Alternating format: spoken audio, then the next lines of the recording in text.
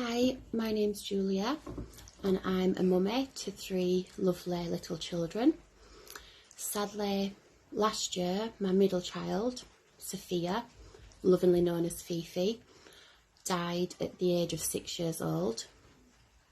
She was a happy, beautiful, clever, amazing, fun, cheeky, creative little girl, and she had no health issues at all. Then in the summer of 2018, she just started to show a few little symptoms, just acting a little bit differently. She was quite clumsy and she was more tired. She'd cry sometimes when she woke on a morning. She was sick, but only a number of times. And we just got her checked out a few times and was told that it was a virus. Kids get viruses all the time.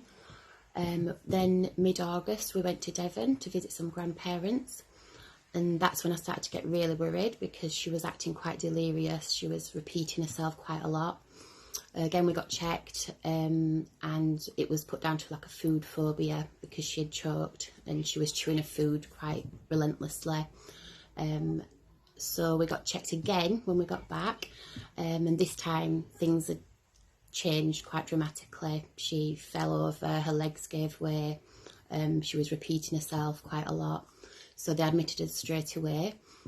A CT scan showed no mass, but it showed specks on the back of the brain, white spots. Then we got sent for an emergency MRI scan.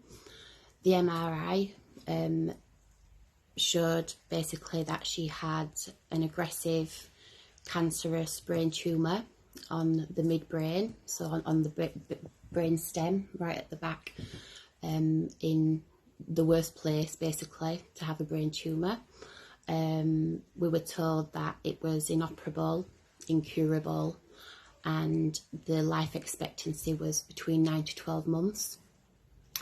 Her disease was called DIPG, which is diffuse intrinsic pontine glioma.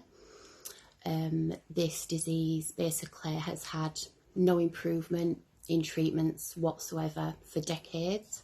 For over 60 years, there's no cure. So the only thing they could offer us was palliative radiotherapy.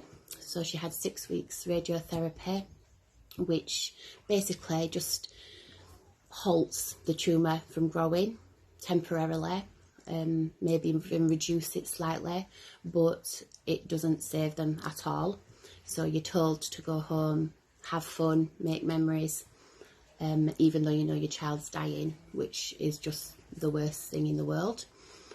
And I'm basically making this video today because this continues. 40 kids a year in the UK are diagnosed with DIPG, not to mention all the other rare childhood cancers, which don't get any government funding practically whatsoever, because they're rare. But that's 40 children given a death sentence every year just with DIPG, and that's 40 lives taken and 40 families destroyed. So there really does need to be more awareness and more funding backed by the government.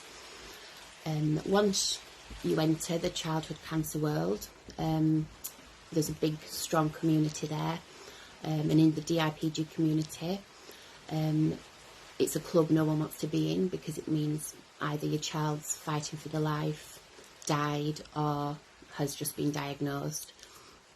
So within this community, there's so many heartbroken families who are trying their best to raise funds through their own charities they've created, and it just seems a bit wrong that it's grieving, heartbroken families who are trying to make the difference, when it needs a lot more help and money from the government.